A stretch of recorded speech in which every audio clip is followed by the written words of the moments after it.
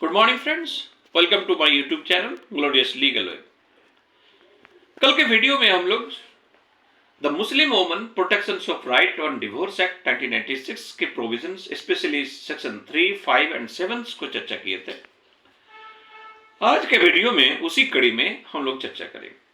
अब यहां क्या है कि हमारे जो सीआरपीसी के सेक्शन 125, इसमें मुस्लिम वुमन क्या मेंटेनेंस पा सकता है कि नहीं, तो हम लोग एक स्पेसिफिक, एक हाइपोथेटिकली एक केस को ले लेते हैं। मान लिया जाए किसी का शादी जो है 1986 के पहले हुआ था और उस समय वो डिवोर्स हो गया था और 1986 के एक्ट के अनुसार उनको देन मोहर एटसेट्रा जो है दे दिया गया। बाद में 20 साल 25 साल के बाद अगर वो मेंटेनेंस फाइल करता है अंडर सेक्शन 125 सीआरपीसी, तो क्या उसको मेंटेनेंस मिल सकता है? इसका आंसर जानने के लिए हमें देखना पड़ेगा। तो यहां फ्रेंड्स, पॉइंट्स ऑफ लॉ क्या होगा कि whether Muslim woman will get the maintenance after getting then मोहर, एक पॉइंट ऑफ लॉ हो सकता है।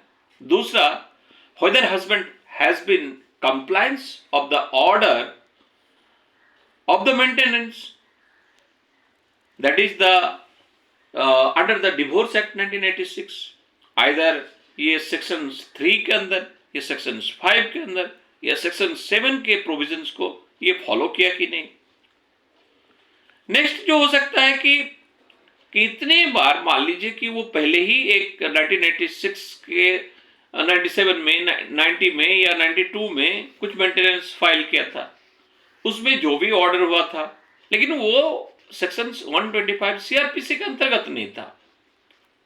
तो ऐसे सिचुएशन में एक बार जब ऑलरेडी फाइल कर दिया है, उस पर कुछ ऑर्डर हुआ है और फिर बाद में 30 साल 25 साल के बाद जो है सेक्शन 125 में सीआरपीसी के अंतर्गत जो है मेंटेनेंस फाइल करता है, तो क्या उसको मिलेगा?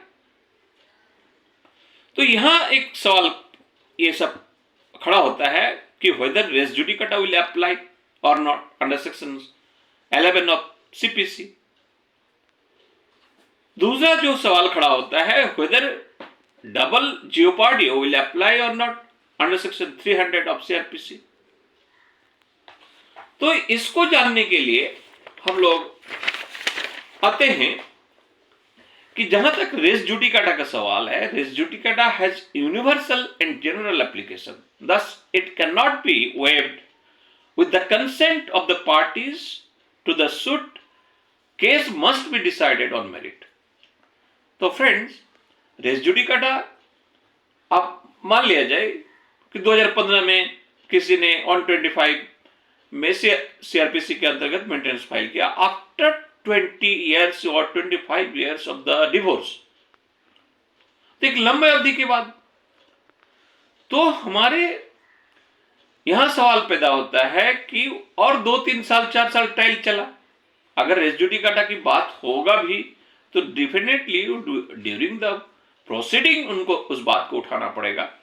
लेकिन वहां डिसीजन हो गया और मेंटेनेंस अलाउ कर दिया नीचे कोर्ट में, और फिर हम अब हाई कोर्ट में अपील में आते हैं और वहां जाके हम कह रहे हैं कि no, this is the matter of the res judicata, तो यहां रेस जुडिकाटा अप्लाई नहीं हो सकता है। दूसरा एक और चीज, मान लीजिए 1988 में उन्होंने जो है एक म्यूचुअल किया था, कुछ जो भी है, तो म्यूचुअल करने की वजह से अगर वो case not decided by the merit, तो जहां कोई केस मेरिट में डिसाइड नहीं होगा वहां रेस जुडिकाटा अप्लाई नहीं हो सकता।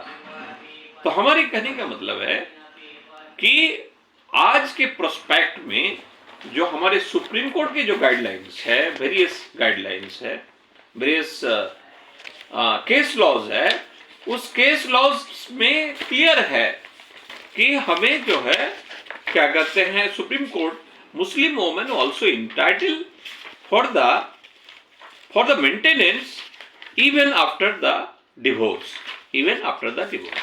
तो इसमें दानियल का भी केस है, इसमें बहुत सारे केसेस जो है अगर आप सर्च करेंगे तो आपको एक लंबा लिस्ट मिल जाएगा इसमें।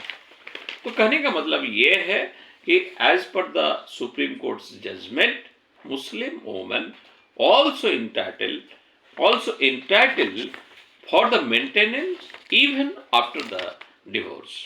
तो ये था मुद्दा विषय फ्रेंड्स। उम्मीद है कि आप सब विषय को अच्छी तरह से समझे होंगे और आपकी जो क्वेरीज है उस क्वेरीज का आंसर आपको मिला होगा। तो हैव ए नाइस डे। फिर हम लोग मिलते हैं अगला वीडियो।